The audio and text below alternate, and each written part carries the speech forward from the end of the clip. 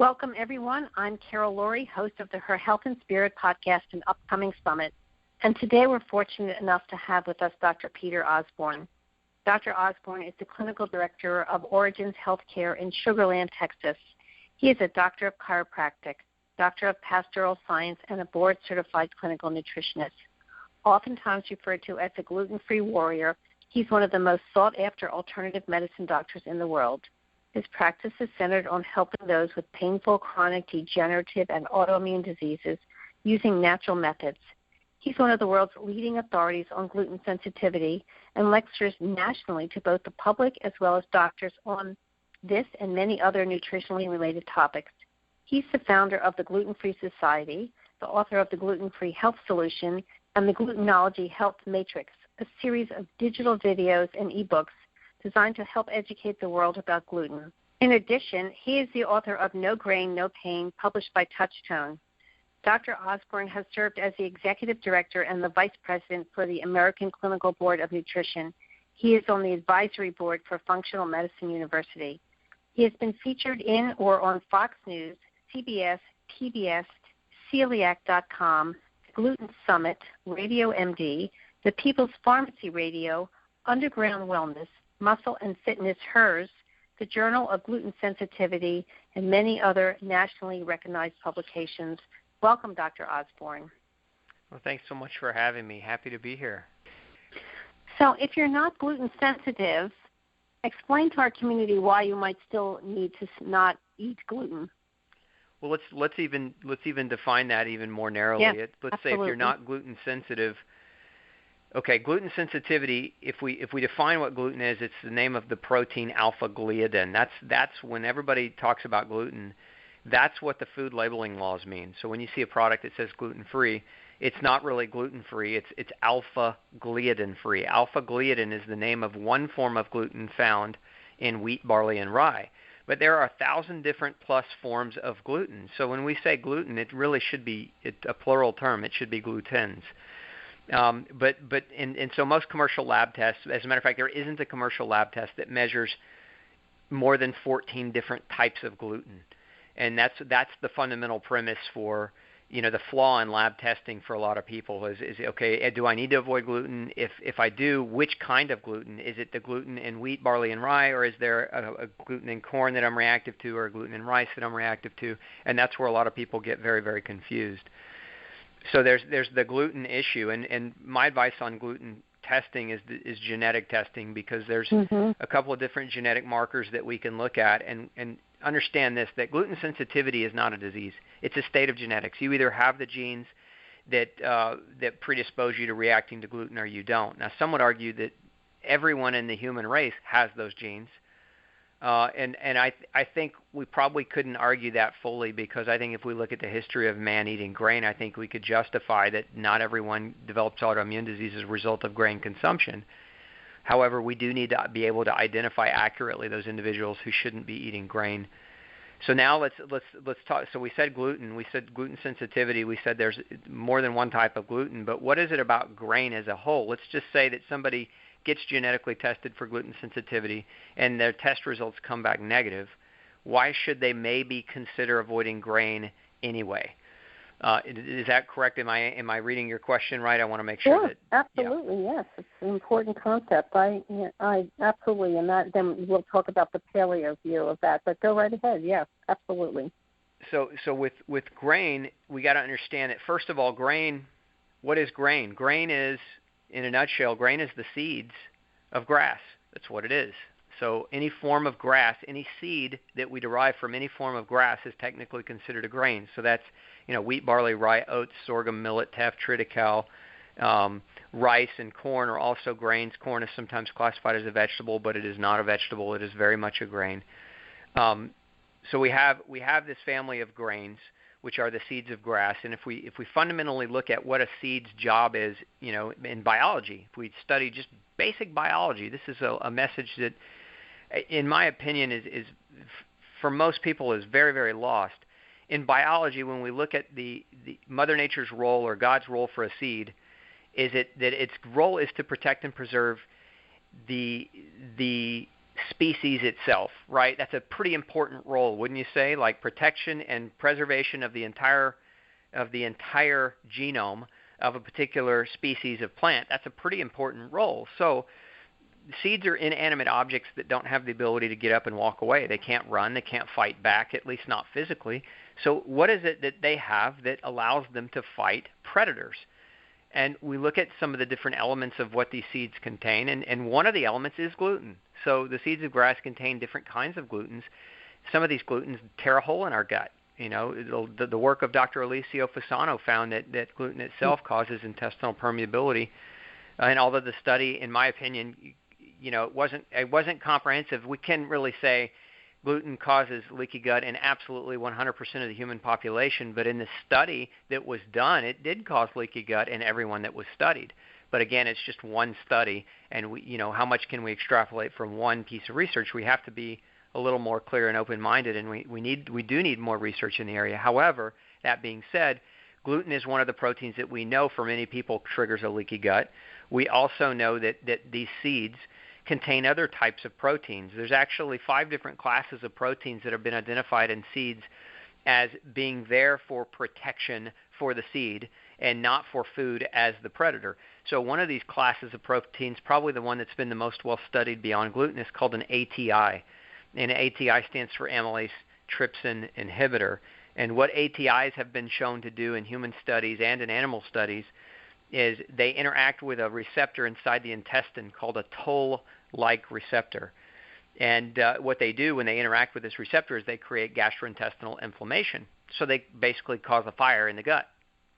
Now, one of the other things that ATIs do is they shut off the pancreas. So they shut down. The pancreas has 2 primary functions in the body. One is called the exocrine function. The other is called the endocrine function. So when you're thinking of the pancreas, most people think of blood sugar control and insulin. But one of its other functions is that it secretes digestive enzymes and something called bicarbonate, which is an acid neutralizer. It secretes those things into the small intestine so that we can better digest our food. And so what these ATIs and grains do is they shut off that mechanism. They shut off the pancreas's ability to secrete digestive enzymes. And so when we're eating these foods in mass, when we don't digest them very well, what happens to food when it doesn't digest in our gut? Well, it putrefies, and then it ferments. And so now we get when we have a food source available to yeast, yeast will grow and they will flourish. A lot of people go in and they try to treat yeast overgrowth, and you can do that, but they'll never really successfully treat a yeast overgrowth as long as massive quantities of grain is coming into the diet, because that's what yeast love to eat. They love to eat this grain because it shuts off the human digestion, and it's a great food source or fuel source for yeast.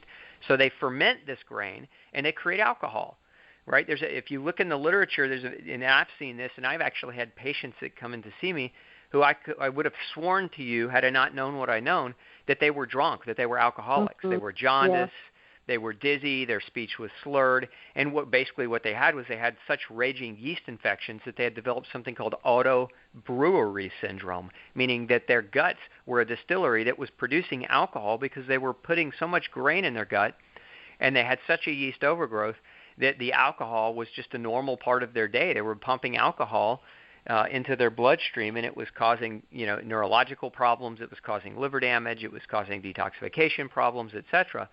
So again, you go back to grain shutting down the digestion and allowing for the fermentation, right? So that's just one element. Then you have another element in grain, and that other element, as grain as a whole, is the way that we farm it.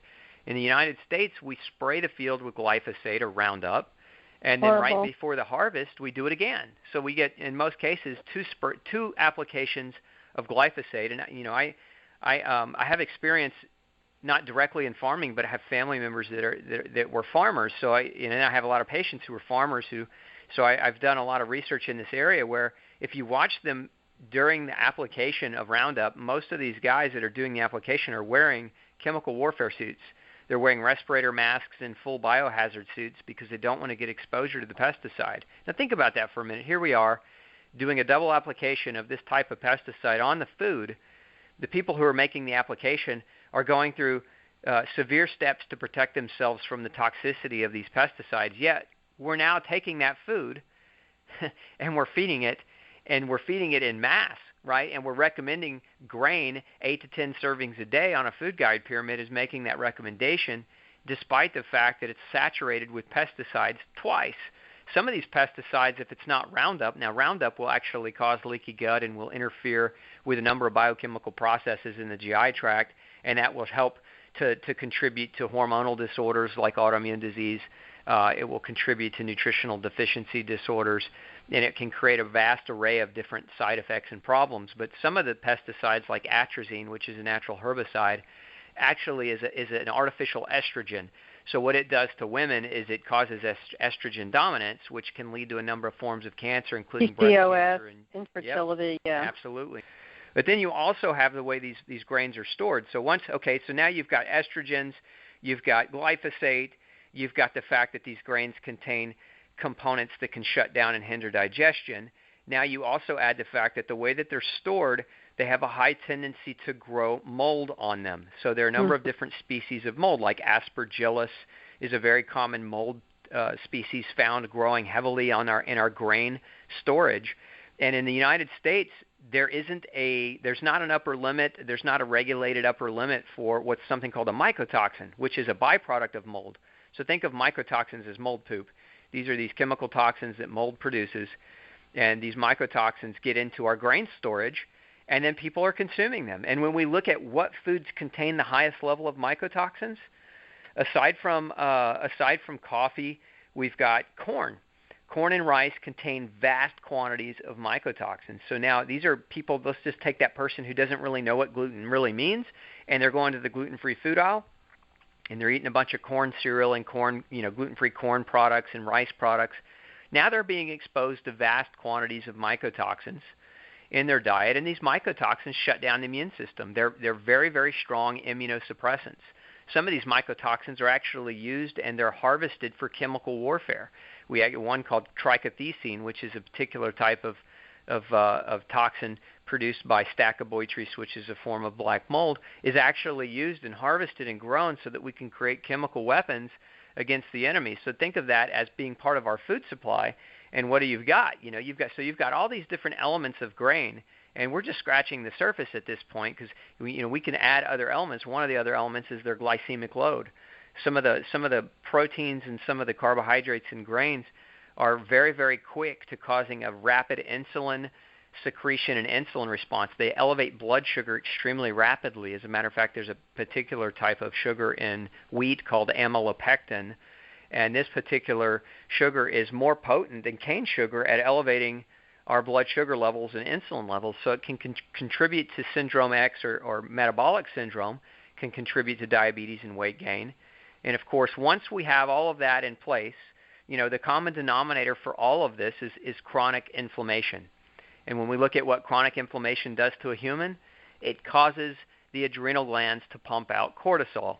Now, cortisol is, in a nutshell, cortisol is a hormone that helps us to fight inflammation naturally, right? It's our natural inflammatory fighting hormone. So imagine us as we make cortisol every day based on what we eat. So we're eating food, and we're fighting that food by producing cortisol, and we're fighting the inflammation that food is causing by producing cortisol. But cortisol, the other problem with it is it's not the problem if we make a little to fight a little of inflammation here and there. The problem is when we're always making it. Cortisol is a catabolic hormone. It causes muscle wasting. It causes muscle loss. So you look at obesity rates in the country. What's one of the biggest factors in obesity is lack of muscle. It's not the presence of fat as much as it is a lack of muscle, because muscle sets the metabolic rate. The resting metabolic rate of the body is largely defined by the quantity of muscle mass an individual has. So if an individual's diet is so highly inflammatory that they're chronically secreting cortisol that's chronically wasting away at their muscle tissue, even if they tried to exercise, they won't put muscle on and they won't lose weight. So they get stuck in this vicious obesity hormone-induced cycle, and now that starts to impact their thyroid gland, which is the other basic metabolic hormone that regulates, our ability to burn calories and our ability to have energy. And we get stuck in this vicious cycle of chronic pain and chronic inflammation and chronic hormone disruption. And that's where a lot of people are right now. If you look around, the average American is either going to die from autoimmune disease, or heart disease or cancer or the treatments for those particular conditions, which largely is medication. So, Dr. Osborne, thank you so much, and tell people how they can find you and all of the wonderful work that you do. Your autoimmune summit was phenomenal. Well, thank you. If people want to find me, there are a couple different ways they can. One is if they want to learn more about going gluten and grain-free, and have some steps and processes involved with that, they can go to my foundation, glutenfreesociety.org. There's a ton of free resources they can get a hold of and access there. If they want to get a hold of my book and they want to get a bunch of freebies when they do it, if you go to Amazon and buy it, we won't give you the freebies. But if you go to nograinnopainbook.com and buy it, then you'll get access to a bunch of really, really good freebies. We have a 65-page manual on leaky gut and a video tutorial that goes along with the book that they get access to. So if you really want to get the book, go there to get it, because you'll get those extras, and it'll just be more helpful for you. And then if they want to learn more about my clinic or learn more about me, they can go to drpeterosborne.com. That's Dr. Peter Osborne, OSBORNE.com. And they can learn more about my mission and about my clinic and about what we're all about. Well, thank you so much for spending a few minutes with us, and it was really informative and educational for everyone. I hope the listeners have really taken to heart what Dr. Osborne has said about the impact of gluten and grain on your autoimmune health and your general health. This is Carol Lourie signing off for now for Health and Spirit Summit. Stay tuned. There'll be much more later. Have a wonderful day, everyone.